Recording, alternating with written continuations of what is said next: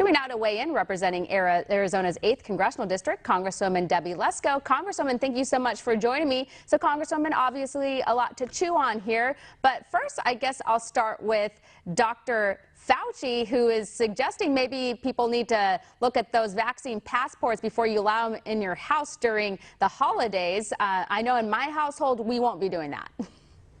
Yeah, we're not going to be doing that at my house either. I'm totally against vaccine mandates. I really think it should be up to the individual. I myself have chosen to get the vaccine and the booster, but I don't think the government should mandate it on anyone. And certainly if you're having Christmas and a celebration at your house, I totally disagree with Mr. Fauci. And besides, he has been wrong so many times. I mean, I remember at the beginning of this whole thing, he said, don't wear a mask. Then he said, do wear a mask. Then he said, wear double masks. It's just been all over the map. And so it's really hard to believe anything he has to say. Yeah. And, you know, again, I'm not saying that people shouldn't be safe during the holidays or around Christmas, but you should be logical about it. Even if you're vaccinated and boosted, you can still spread the virus, still contract the virus. So if anything, if people maybe have the rapid tests at home, if they're worried about it, or they need to protect somebody who's immunocompromised or elderly or has some sort of underlying health condition, then that would make sense. But he's not even talking about that. No, you're absolutely right. Again, I'm against vaccine mandates. I don't think that what Dr. Fauci is saying makes sense to me. Now, if people choose to do that, that's up to them. But certainly, I would never recommend that to anyone, and we're not going to be doing it in my household. And in fact, I've sponsored 9 pieces of legislation to go either against vaccine passports and or vaccine mandates, and have written 6 letters about this. Unfortunately, the Biden administration and the Democrats are totally for mandating vaccine mandates. And it's kind of hypocrisy, because when you talk about abortion, they're all for people's choice, women's choice. But when it comes to vaccination mandates, they're all for the mandates. Yeah, that's a great point. I'm glad that you brought that up. So the U.S. Senate repealed Biden's federal vaccine mandate for private employers with over 100 employees. And the question is, where will this go? Does that actually mean anything? And I appreciate the effort. I think it needs to be talked about. The Biden administration needs to know that there is pushback. We had bipartisan support with this. We had 2 Democrats at least sign on to it. So where do you think this goes from here? I don't think Pelosi's going to even hear the bill, and so it's not going to pass in the House of Representatives. And even if she did hear the bill, the Democrats would probably vote it down, and then Biden wouldn't even sign it. So I think it's going nowhere. I do appreciate the effort. I wish the Democrats would stop mandating things on people, like de Blasio over in New York mandating vaccine mandates for kids now. I mean, this is getting really crazy. Yeah, and then we keep hearing the goalpost shifting. That is, to be fully vaccinated now, you potentially need the 2nd and 3rd booster. So they're constantly changing the language, and it's never going to be enough. Yeah, it's really hard to know, and it does change. And, you know, everybody should decide on their own. I do not think the federal government or local governments should mandate that people take things into their own body. I just don't believe in it. If people want to wear a mask, wear a mask. If people want to get vaccinated, get vaccinated.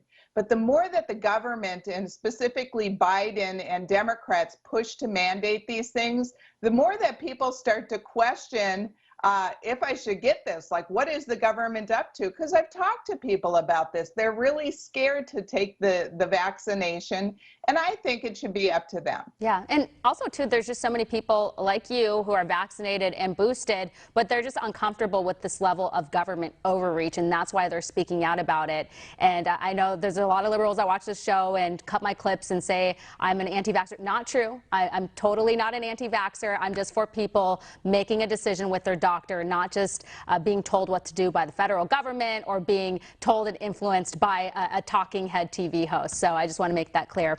And also, too, the federal government is asking the American people to do what they're not asking illegal immigrants to do, who are coming across our border every single day. They're pouring in. which is very unfair, and it's infuriating because how is it that people are coming across the border, they're not being tested, they're not being asked to get the vaccine, and then mysteriously they're being transported into the interior of the country with no transparency whatsoever?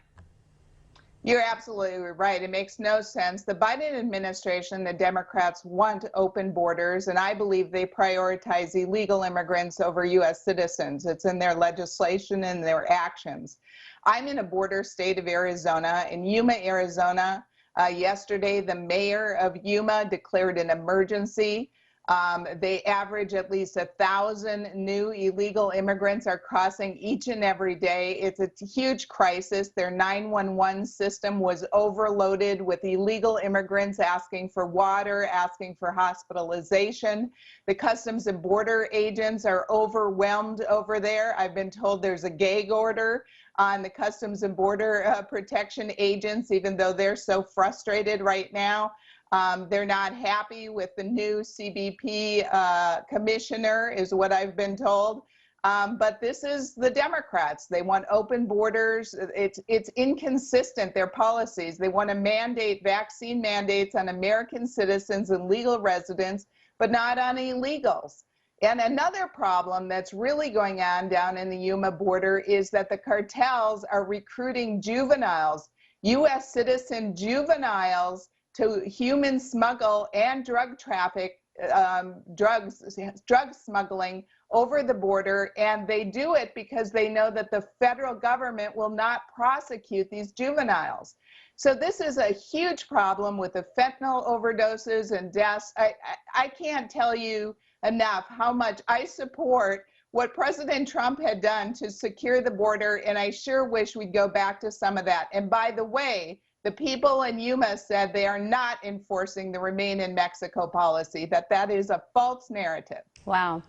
So I used to live in Yuma, Arizona for 2.5 years. I was a local news reporter out there for CBS, and it is a really small community. The population there is around 200,000. So this is extremely overwhelming for this community. They don't have the infrastructure for this. They definitely need some sort of assistance, and I could see why they're freaking out about it. And Team Biden, nowhere to be found.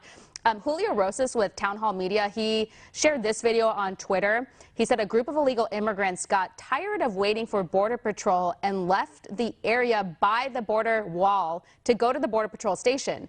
The group is now within Yuma city limits. He's never seen this happen before. And that is actually incredible because we do hear the stories where illegal immigrants will go turn themselves into Border Patrol by the border wall. Now, these illegal immigrants, they're actually walking to the Border Patrol station itself. I mean, I've never heard of this before. Yeah, this is absolute insanity. Both the Yuma sheriff told me that there's people, illegal immigrants, walking in the middle of the streets and in the roadways.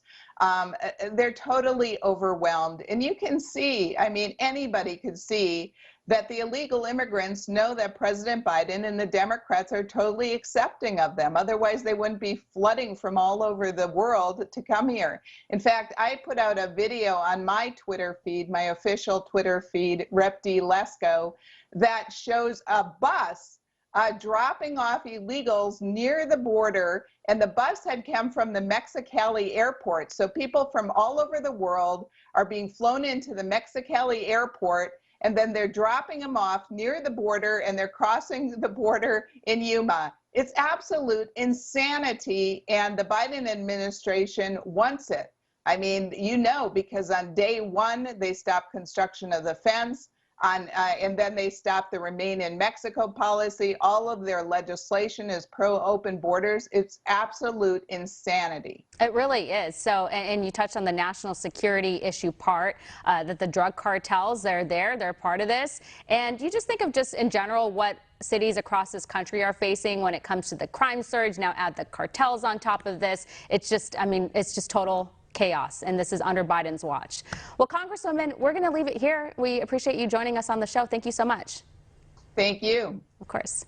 Join me now with more on our nation's crime surge, the president of the National